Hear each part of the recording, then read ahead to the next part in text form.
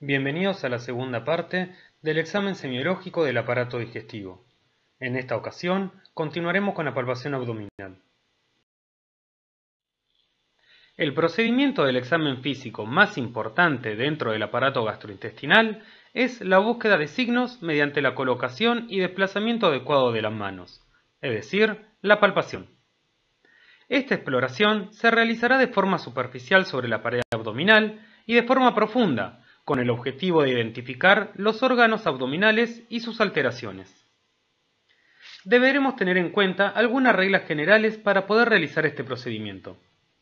Por empezar, se debe iniciar con el paciente en decúbito dorsal, con los miembros inferiores estirados y los superiores extendidos a lo largo del cuerpo.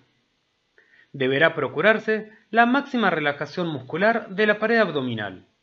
Para esto, le solicitaremos al paciente que respire normalmente y no realice fuerza con el abdomen. Y si esto no fuese posible, deberemos aplicar distintas técnicas que veremos antes de finalizar este seminario.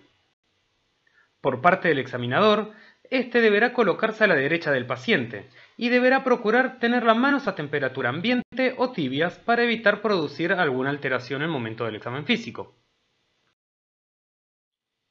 En este seminario aprenderemos sobre la palpación superficial, con el reconocimiento de la pared abdominal y la tensión de la pared abdominal, y la palpación profunda, con la palpación de diversos órganos, la palpación de puntos dolorosos abdominales, y finalizaremos con las técnicas de relajación de la pared abdominal.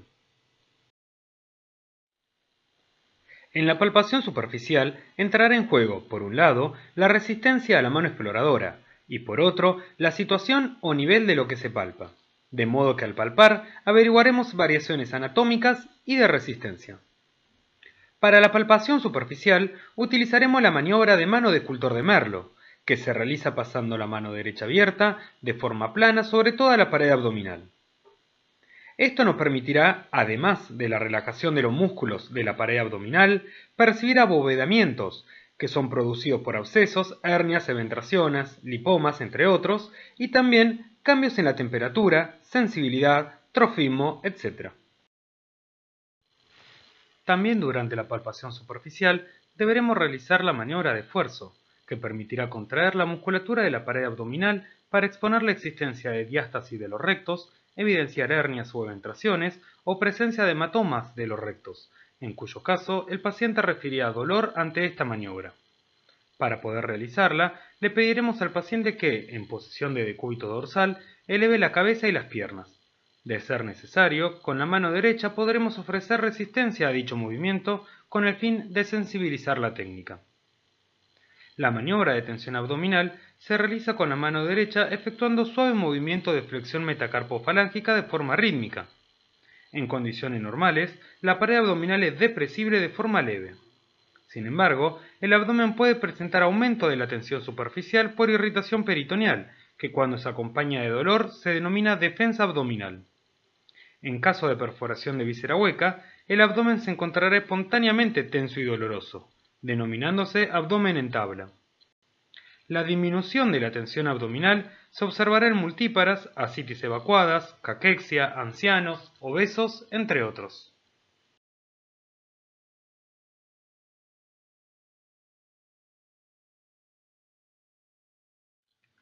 La palpación hepática es muy valiosa ya que nos brindará mucha información dado que el hígado es el más voluminoso de los órganos intraabdominales, ocupando todo el hipocondrio derecho, epigastrio y pudiéndose extender hasta el hipocondrio izquierdo.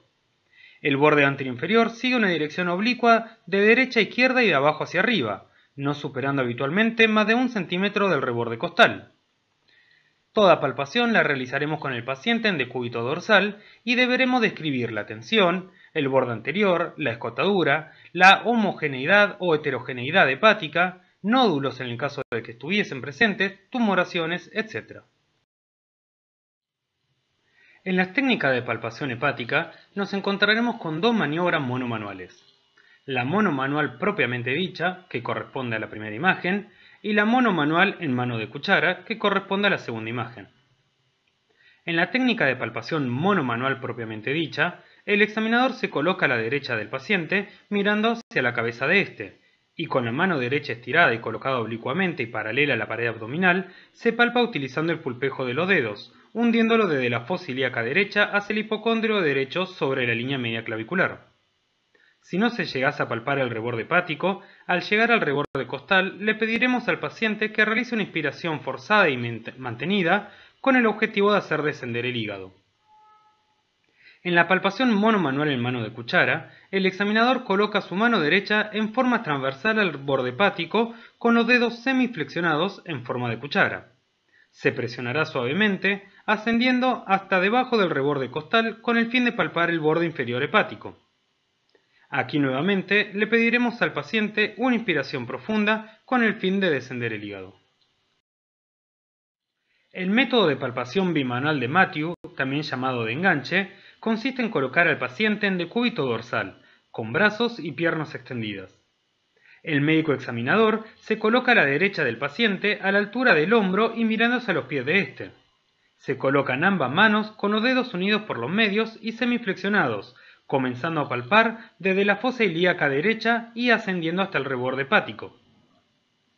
En sus inicios, la posición incluía que el paciente tenga los pies semiflexionados, pero actualmente se desaconseja esta posición. En el método de Glenard, el examinador se coloca frente al paciente. Con la mano izquierda deprime la región costolumbar derecha, mientras que con la mano derecha extendida se busca palpar el borde anteroinferior hepático, comenzando desde la fosa ilíaca derecha y ascendiendo hasta el hipocondrio derecho. En la técnica de Gilbert, el examinador se coloca a la derecha del paciente mirando los pies de éste. Coloca sus manos unidas por los pulpejos índices y medios formando un ángulo recto. La mano derecha se ubica paralela y la izquierda perpendicular al reborde costal. Aquí palparemos ascendiendo desde la fosa ilíaca derecha buscando el reborde hepático mediante movimiento de flexión metacarpofalángicos. En el método de oposición de Güemes, el examinador coloca su mano izquierda en la región costolumbar posterior en dirección oblicua hacia abajo y dentro, cruzando casi perpendicularmente la duodécima costilla. Con la mano derecha, utilizando la técnica monomanual en mano de cuchara, palpamos en búsqueda del reborde hepático. En la maniobra de Chaufar, con el paciente en decúbito dorsal, el médico se coloca a la derecha del paciente, mirándose a la cabeza del mismo. Coloca su mano izquierda de forma plana, con la palma hacia arriba, en el ángulo costolumbar, y presiona la región con el fin de proyectar el hígado hacia adelante. La mano derecha es colocada sobre la pared abdominal y realiza la maniobra de palpación hepática monomanual propiamente dicha, que ya fue explicada anteriormente. En la palpación de la vesícula biliar, buscaremos explorar la sensibilidad y tamaño de esta. Sin embargo, en condiciones normales, no suele palparse. Su volumen aumenta en la oclusión litiásica del conducto cístico.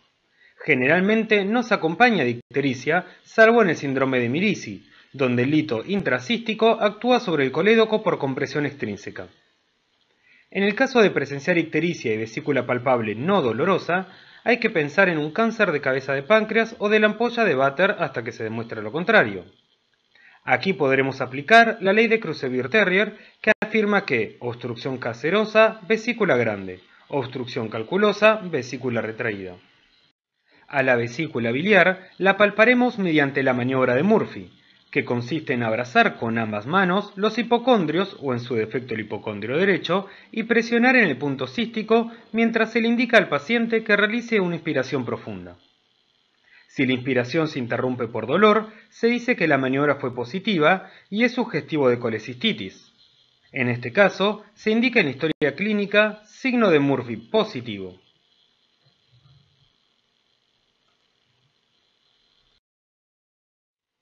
Con respecto a la palpación del vaso, este normalmente no es palpable, solo puede llegar a palparse en caso de esplenomegalia. La esplenomegalia se encuentra generalmente en las ictericias hemolíticas, en fiebre tifoidea, sífilis, paludismo, algunos tipos de cirrosis, en ciertas hepatitis crónicas, también en infecciones hepáticas y algunas infecciones sistémicas. Las grandes esplenomegalias no presentan dificultad palpatoria debido a su volumen manifiesto. Sin embargo, esto no ocurre en las esplenomegalias moderadas o leves. Debemos recordar que el vaso crece en forma oblicua, por lo que siempre debemos comenzar cualquier maniobra palpatoria desde la fosa ilíaca derecha. En la técnica monomanual, el examinador se coloca a la izquierda del paciente y con la mano en forma de gancho asciende desde la fosa ilíaca derecha hasta el hipocondrio izquierdo en búsqueda del reborde esplénico. Una variante, en el caso de palpación dificultosa o dudosa, es colocar al paciente en decúbito lateral intermedio derecho, la posición de Naegeli, dado que favorece el descenso del vaso.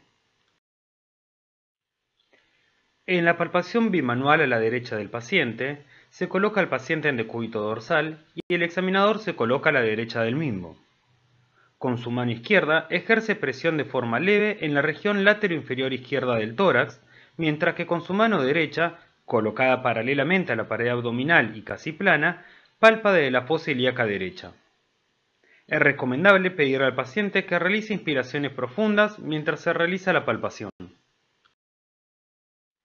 En la maniobra de Merlo, se coloca al paciente en posición de Naegeli, que ya fue descrita anteriormente, y el examinador coloca su mano izquierda en la fosa ilíaca derecha y levanta la pared abdominal. Con su mano derecha, colocada en forma de cuchara, busca el reborde esplénico en cada inspiración profunda. La variante de Middleton es una maniobra mono o bimanual, en donde le solicitamos al paciente que coloque su antebrazo izquierdo debajo de su espalda a la altura de las últimas costillas. En la forma monomanual utilizaremos la maniobra de enganche o mano en garra, mientras que en la bimanual, con la mano izquierda, presionaremos levemente la parrilla costal izquierda a la altura de la 10ª costilla. El estómago normalmente no es palpable, sin embargo podremos realizar la técnica de bazuqueo gástrico. Esta técnica se realiza deprimiendo bruscamente la zona epigástrica de forma repetida con toda la mano apoyada en la extremidad de los dedos semiflexionados. La percepción de ruidos simula a la de un chapoteo sobre la superficie líquida y es denominada bazuqueo. Indica la existencia de acumulación líquido-gaseosa en un estómago distendido. Con respecto a la palpación del colon sigmoides, en general, tiene un valor limitado, dado que solo en determinadas patologías se encuentran hallazgos. En la palpación profunda, se puede llegar a palpar alteraciones en caso de tumores, megacolon, tumefacciones inflamatorias o también tumefacciones ocupantes, como es el caso del bolo fecal. El colon sigmoides es el segmento de mayor facilidad palpatoria en intestino grueso, realizándose por deslizamiento en sentido perpendicular al eje mayor del órgano. Se arrastran los dedos hacia adelante y se hunden en profundidad, recorriendo toda su extensión. El colon se percibe como un cilindro de superficie lisa o ligeramente abollada. Para la palpación de ciego utilizaremos la técnica de deslizamiento que fue explicada anteriormente, pero focalizándonos en la fosa ilíaca derecha. El ciego posee una consistencia elástica, móvil e indolora, sin embargo, puede estar levemente distendido debido a meteorismo. La maniobra de Sigaud 1 produce una distensión del ciego para facilitar la palpación. Para realizarla, se debe comprimir el colon ascendente en el flanco derecho con la mano izquierda en forma de pinza, mientras se palpa con la mano derecha. Con la técnica de Sigaud 2, la palpación se realiza deslizando el borde cubital de la mano derecha de afuera hacia adentro en sentido transversal al eje del órgano. En la maniobra de Prone, se realiza la palpación por deslizamiento transversal del borde radial del dedo índice derecho. Sin embargo, como es de baja sensibilidad, prácticamente quedó en desuso. La aorta abdominal se palpará mejor en sujetos delgados, ubicándose en epigastrio y región umbilical. Para palparla, presionaremos con los pulpejos de los dedos paralelamente al lado izquierdo de la línea media abdominal durante la expiración del paciente. En el caso de aneurismas de aorta abdominal, se palpará una tumoración con movimientos pulsátiles expansivos, sensible a la presión profunda, acompañándose por un frémito que a la auscultación corresponderá a un soplo. En el caso de la semiología genitourinaria, el examen general estará dirigido a detectar alteraciones que puedan relacionarse con enfermedades renales. Por ejemplo, en la insuficiencia renal crónica, la piel puede estar pálida o levemente amarillenta como resultado de la anemia por déficit de eritropoyetina, generalmente asociado con aumento de pigmentos cromógenos. También puede haber lesiones por rascado por prurito, petequias, equimosis, etc. La diuresis dependerá del grado de enfermedad, pudiéndose encontrar poliuria, oligouria o inclusive anuria. Es frecuente, en los casos de anuria, encontrar edemas o inclusive anasarca.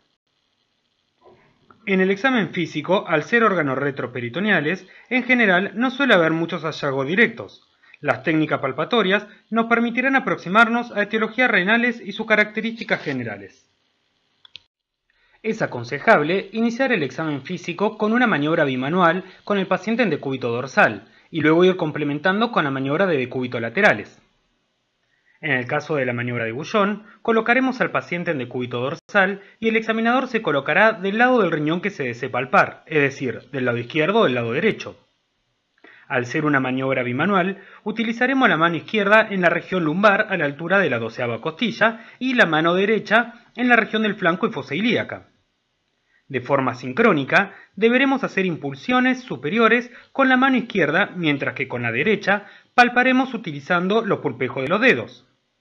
Es aconsejable realizar la maniobra mientras el paciente realiza expiraciones, dado que disminuye la tensión abdominal. La maniobra de Montenegro utiliza la misma técnica, solo que el paciente se encuentra en decúbito ventral. En la técnica de Israel, el paciente se acostará en decúbito lateral intermedio sobre el lado opuesto al riñón a palpar. Es decir, si queremos palpar el riñón derecho, debemos pedirle al paciente que se acueste en un decúbito lateral intermedio izquierdo. Lo colocaremos con las caderas y las rodillas semiflexionadas y el brazo homolateral al riñón a palpar por delante del tórax. En esta posición, el riñón se moviliza hacia adelante y hacia la línea media. El examinador colocará la mano pasiva en la zona lumbar y la mano activa, es decir, con la que palparemos, la colocaremos apoyada de plano sobre la fosa ilíaca, hundiendo los pulpejos de los dedos mientras ascendemos en cada expiración intentando palpar el riñón.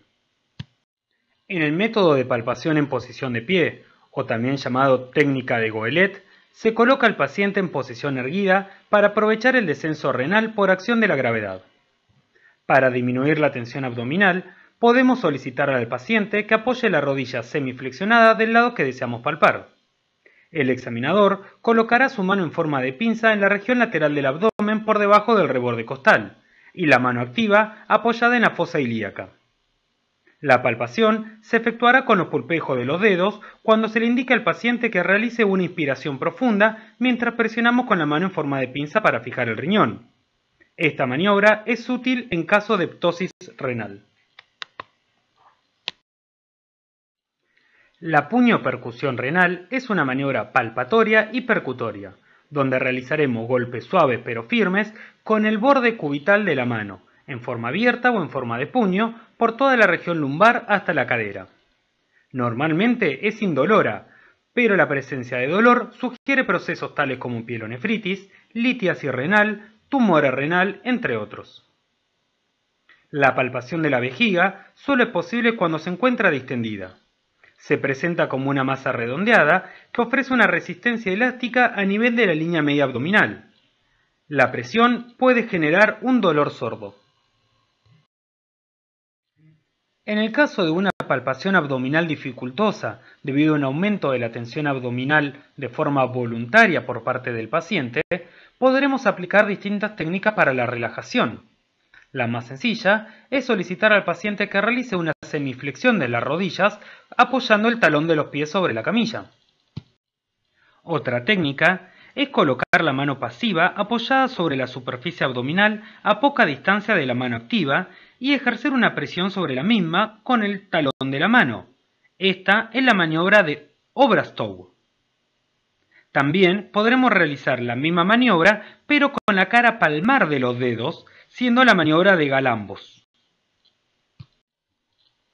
La palpación abdominal combinada con el tacto rectal se lleva a cabo con el enfermo en decúbito dorsal, con la cabeza y la parte superior del tronco sobrelevados y los miembros inferiores flexionados y separados. El médico introduce el índice derecho, convenientemente lubricado, en el recto, constituyendo la palpación abdomino-rectal de Giudice. La mano izquierda se coloca sobre la pared abdominal palpando el abdomen. La palpación combinada con el tacto rectal tiene por objeto fundamental, ante un abdomen agudo, localizar el dolor y la contractura muscular en el sitio abdominal correspondiente a la víscera que los ocasiona. También es útil aprovechar la palpación rectal para buscar sangre oculta en materia fecal. Con respecto a los puntos dolorosos del abdomen, estos puntos solo duelen a la palpación profunda cuando hay presente una patología. El punto cístico se localiza en la intersección del reborde costal con una línea imaginaria que transcurre desde el hombro derecho hasta la cresta ilíaca superior izquierda. También se describe como la unión del reborde costal derecho con el borde externo del músculo recto abdominal. Es doloroso ante procesos biliares como la colecistitis aguda. La región pancreático-duodenal, también llamada región de Chaufard y Rivet, corresponde a la desembocadura de los conductos de Würzburg y colédoco.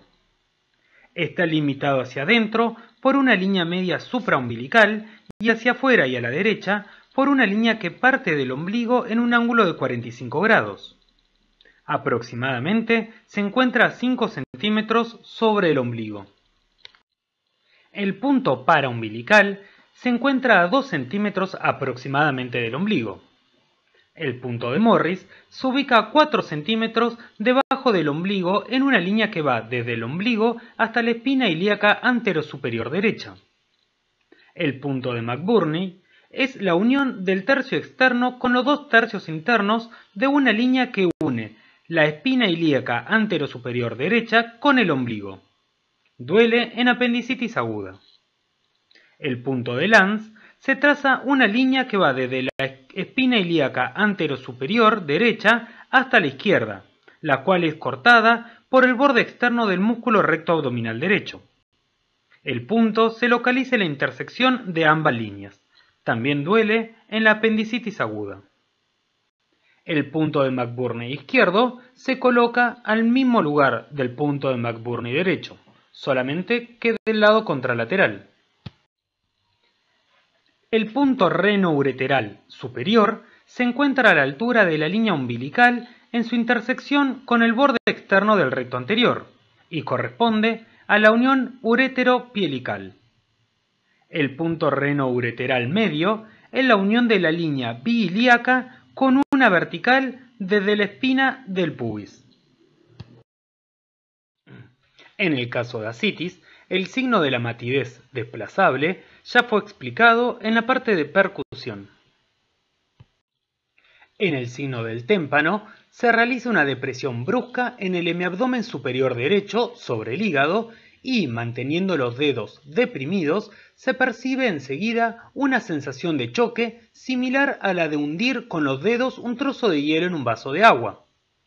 El signo del témpano está presente cuando hay líquido interpuesto entre el hígado y la pared abdominal. Para la técnica de palpación de onda cítica, el examinador se ubica a la derecha del paciente y coloca a éste en decúbito dorsal. Coloca su mano izquierda de plano sobre el hemiabdomen izquierdo, con su dedo pulgar dirigido hacia abajo sobre la línea media. Con los dedos de la mano derecha se aplican golpes bruscos, rápidos y repetidos sobre la superficie abdominal exactamente en el lado opuesto a la cara palmar de los dedos de la mano izquierda. De haber una acumulación intraperitoneal de líquido de magnitud significativa, la mano izquierda percibirá un movimiento ondulatorio transmitido por este. La ondulación de la pared es detenida por el dedo pulgar para evitar su confusión con la onda ascítica.